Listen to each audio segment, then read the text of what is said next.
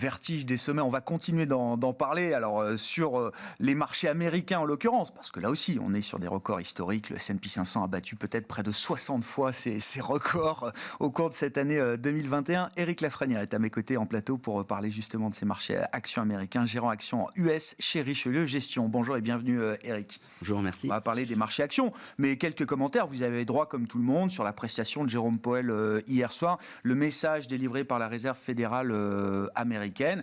Je vais prendre l'autre façon de voir les choses. Est-ce que vous êtes inquiet de voir un Jérôme Powell qui est encore aussi patient, aussi prudent, alors que les surprises à la hausse sur l'inflation continuent? Ça fait maintenant quasiment 9 mois qu'on a des surprises à la hausse sur l'inflation aux États-Unis.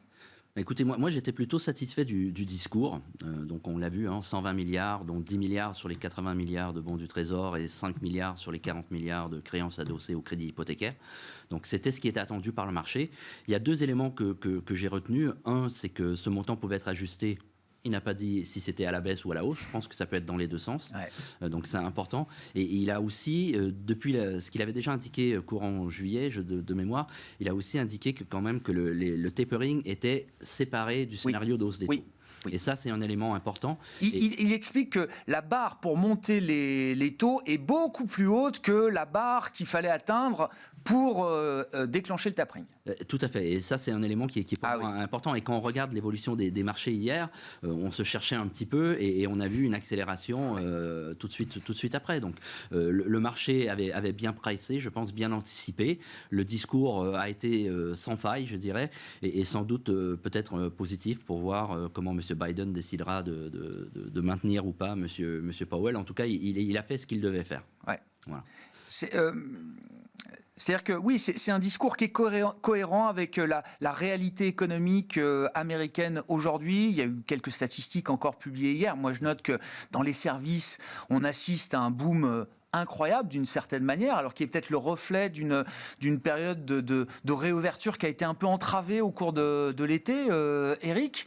Et puis on commence à voir, alors sur des marchés de matières premières qui font l'actualité en permanence, il y a beaucoup de bruit sur la hausse des prix des matières premières, mais il y a quelques prix emblématiques qui ont pas mal reculé déjà quand même. Oui. Et donc il y a dans les choses qui étaient intéressantes aussi dans le discours, c'est que pour la première fois, M. Powell a été relativement clair que la visibilité sur l'inflation était quand même pas aussi claire qu'il était anticipé au départ. Ouais. Donc il se laisse effectivement un certain nombre de temps pour voir comment les choses vont évoluer. Il continue de dire que ça devrait s'assouplir sur la première moitié de 2022. Mais on a eu hier effectivement un ISM record, un indice d'évolution des prix qui était le deuxième plus haut niveau depuis 2005 de mémoire, un peu plus de 82.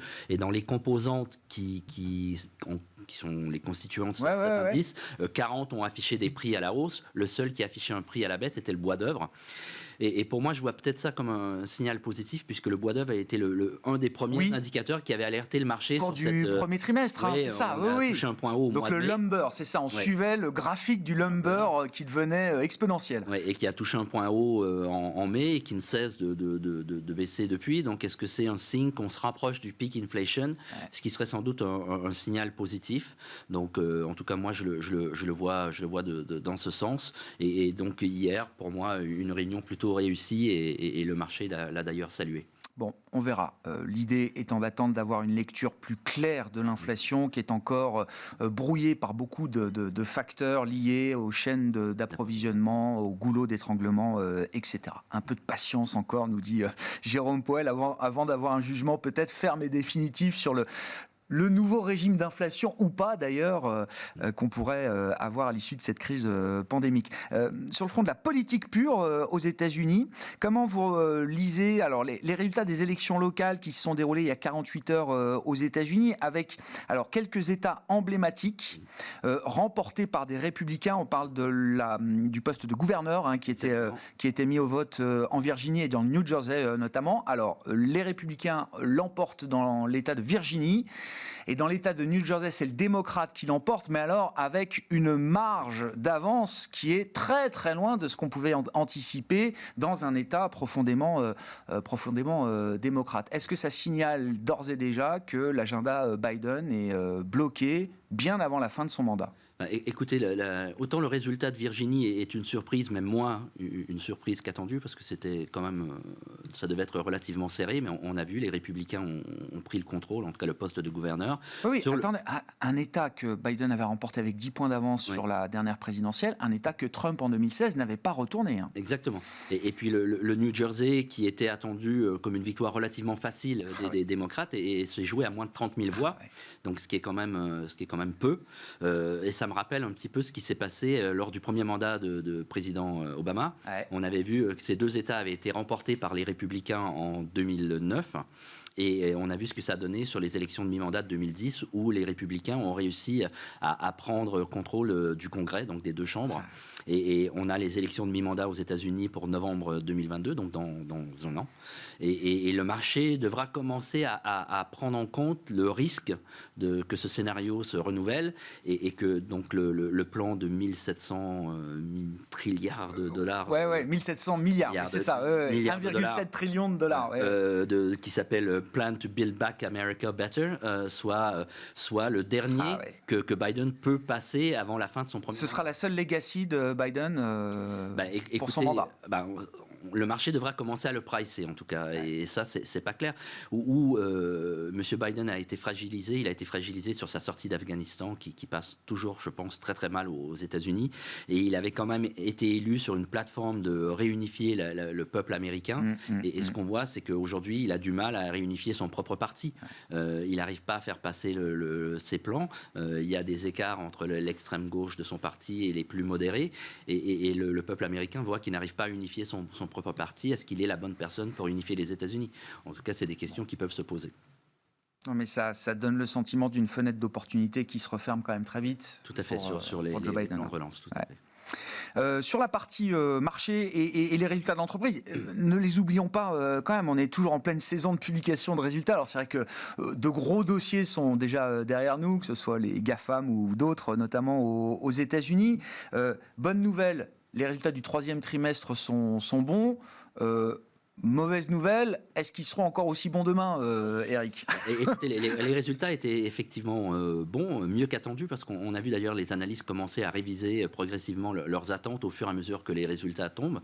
Donc on se dirige vers une année 2021 avec une croissance des bénéfices entre 45 et 47%, ce qui est plutôt bien. Solide, oui. Oui, solide. Et d'ailleurs, ce qui est reflété dans la performance des marchés américains aujourd'hui. Comme vous le disiez, niveau record sur tous les indices. Et donc le marché le price plutôt bien. On a des anticipations. Déjà, on commence à avoir un peu d'anticipation sur 2022. On est entre une croissance entre 8 et 9% et entre 9 et 10% pour 2023. Donc des années sans doute moins fastes pour les marchés, où il faudrait être un peu plus agile et un peu plus peut-être réactif et vigilant sur ce qui se passe. Moi, les leçons que je tire de cette période de résultats, c'est que dans le positionnement pour cette fin d'année et le début de l'année prochaine, il faudra vraiment regarder dans le détail les résultats et la composante des résultats, les entreprises qui ont pu faire passer les hausses des prix des matières premières, puisqu'on sait que, en tout cas dans notre scénario, cette hausse des matières premières devrait se stabiliser courant S1 2022, et bien entendu, ça devrait être un effet bénéfique pour les marges, puisque ces entreprises ne vont pas réduire leur prix derrière. Donc il faudra vraiment analyser les impacts aussi des problèmes de chaîne d'approvisionnement. Tout le monde s'attend à ce que ça soit plus ou moins résolu. On retarde sans cesse cette date, mais à terme, ça devrait l'être. Donc il faut vraiment être vigilant sur ces boîtes-là. Ouais, mais c'est intéressant, parce qu'on a beaucoup parlé du pricing power, qui devient le facteur clé de succès là, pour les entreprises.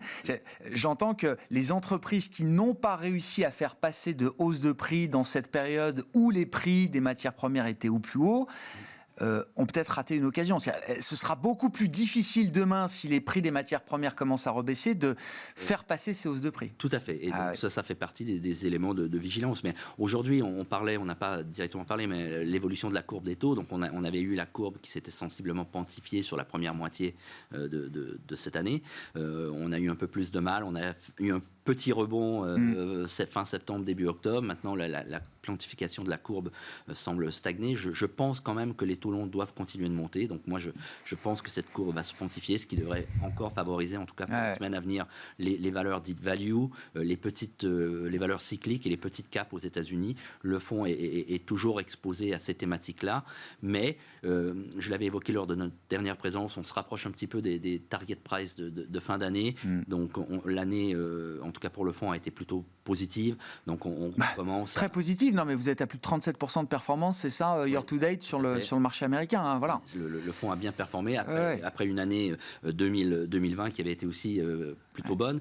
Donc vous dites, l'idée n'est pas de se désexposer. Vous êtes gérant action, vous devez être investi, mais peut-être de rebalancer à nouveau dans un sens plus défensif, peut-être, une certaine partie de vos investissements. Le fonds est composé de deux poches. Une poche cœur qui est basée sur des sociétés qui ont démontré une capacité à faire croître le dividende pendant au moins 15 ans. Et c'est une poche qui a un bêta inférieur au marché, qui doit être minimum 50%. Elle était plutôt autour de 50-51 cette année, parce qu'il fallait aller chercher de la performance sur la poche satellite. Aujourd'hui, on est autour de 56%. Je prévois de terminer l'année probablement et démarrer 2022 avec plus de 60% sur cette poche cœur. C'est intéressant. Et puis rester très ciblé sur la poche satellite, sur des thématiques qui nous tiennent à cœur. Donc, il y a une thématique là qui vous intéresse particulièrement dans cette poche satellite, comme vous dites, c'est la mobilité de demain. Donc bon, on comprend effectivement qu'il se passe beaucoup de choses de ce point de vue-là. Mobilité de demain, c'est quoi ? Ça veut dire électrification avant tout, c'est ça l'idée c'est en tout cas nous, dans la façon dont on investit dans le fonds, c'est un peu sur cette thématique-là.